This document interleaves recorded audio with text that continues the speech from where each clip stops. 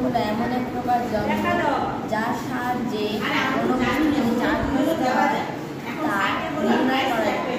1900 সালে William Gilbert প্রথম electroscope আবিষ্কার করেন। ইলেকট্রোস্কোপ যখন বিস্তরিত অবস্থায় থাকে অ্যালুমিনিয়াম ফয়েলের বল অ্যালুমিনিয়াম ফয়েলের ধনাত্মক সমপরিমাণ এবং এই কাপড় স্কেলেও ধনাত্মক স্কেলকে ঘষা হয় তখন স্কেলটি ঋণাত্মক চার্জযুক্ত বা আধানযুক্ত হয়।